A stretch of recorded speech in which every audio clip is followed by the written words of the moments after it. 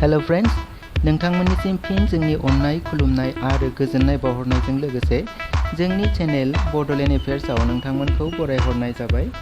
दिनै बे भिडिअनि गेजेरजों नोंथांमोननिसिम जों लानानै फैदों माखासे कारेन्ट एफेयार्सफोरखौ। बैफोर कारेन्ट एफेयार्सफोरा जोंनि फैबाय थानाय बायदि गभर्नमेन्ट एग्जाम, कम्पिटिटिभ एग्जामफोराव फैनो हागौ। स' बिदिब्ला नोंथांमोना भिडिअखौ जोबजासिम नायलांदो। 1 नम्बर सोंलुआव दङ, which state announced raise 1 lakh relief to its BPL family that lost earning member due to COVID? जायफोर BPL नखर कभिडनि थाखाय नखराव रां खामायग्रा सुबुंफोरखौ खोमाना लानांगौ जाबाय, बेबादि मोनफ्रोम नखरनोनो 1 लाख रिलिफ रांनि अनसुंथाइ होगोन होनना माबे सोरखारा फोसावदों? फिननायाव दङ अप्शन बी कर्नाटका।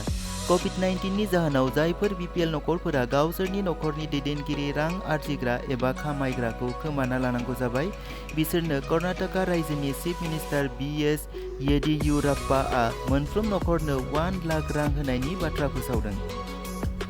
2 नम्बर सोंलुआव दङ, हेनरी मारी डन्ड्रा has been selected as the new Prime Minister of which country? Henry मारी डन्ड्राआ माबे हादोरनि सासे गोदान प्राइम मिनिस्टार हिसाबै सायख'जाखो? फिननायाव दङ अप्शन बी सेन्ट्रेल आफ्रिकान रिपाब्लिक, थामहिनबा CAR। हादोरनि प्रेसिडेन्सि आफादनि स्टेटमेन्ट बादियै हेनरी मारी डन्ड्रा बिथाङा सेन्ट्रेल आफ्रिकान रिपाब्लिक हादोरनि गोदान प्राइम मिनिस्टार जानो हाबाय।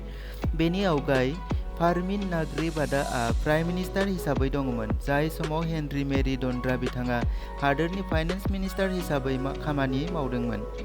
फार्मिन नाग्रेबादा बिथाङा खामानिखौ एंगारनाय फोसावनायनि उनावनो हेनरी मारी डन्ड्रा बिथाङा हादोरनि प्राइम मिनिस्टारनि मासिखौ मोननो हायो। 3 नम्बर सोंलुआव दङ, which state has released a short film on Chhatrapati Shivaji titled Chhatrapati Shivaji Maharaj Shivrajayabhishek Divas? माबे स्टेट एबा रायजोआ छत्रपाति शिवाजीनि सायाव छत्रपाति शिवाजी महाराज शिवराजयाभिषेक दिवस मुंजों सुंद' फिल्म दिहुनदों? फिननायाव दङ अप्शन सी गवा।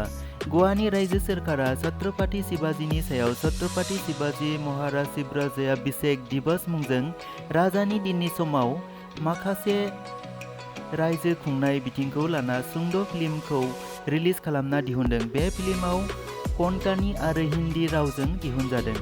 बे सावथुनाव शिवाजी बिथांनि गवानि जानानै पर्तुगिसफोरनि हेंथायै दावहा नांनाय नुथाया जायगा आवग्रिदों। 4 नम्बर सोंलुआव दङ, which country has announced to launch the world's first wood satellite Visa Woodsat?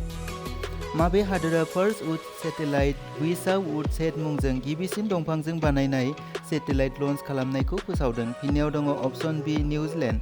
Visa वुडसेटआ मोनसे नेन' फिसा सेटेलाइट जाय बुहुमाव बयनिख्रुइबो गिबिसिन दंफांनि सेटेलाइट बानायनानै बे बोसोरनि जोबनायथिं निउजिलेन्डनिफ्राय स्पेसआव दैथायहरगोन। बे नेन' सेटेलाइटआ बार्च प्लाइवुडजों मोनथाम खोलोब शेप स्ट्राक्चार होनानै इउर'पियान स्पेस एजेन्सि ESA जों बानायजादों। 5 नम्बर सोंलुआव दङ, which e-platform is to lead the medicine from the sky project of Telangana? माबे प्लेटफर्मनि गेजेरजों द स्काई प्रजेक्टनिफ्राय तेलेंगाना सोरखारा होखानाय एरियाखौ लाना मेडिसिन डेलिभार्ड एन्ड साप्लाइ खालामगोन? फिननायाव दङ अप्शन बी फ्लिपकार्ट। ई-कमार्स मेजर फ्लिपकार्टआ तेलेंगाना सोरखारजों लोगोसे स्काई प्रजेक्टखौ लानानै दैदेननायनि बाथ्रा फोसावदों। बे बिथिङाव बिथांमोना थिखानाय एरियाआव मेडिसिन साप्लाइ खालामनाय आरो भेक्सिन डेलिभार खालामनायनि बाथ्राखौ फोसावनानै होबाय। 6 नम्बर सोंलुआव दङ, MH-60 Romeo helicopters are produced by Indian Navy from which country?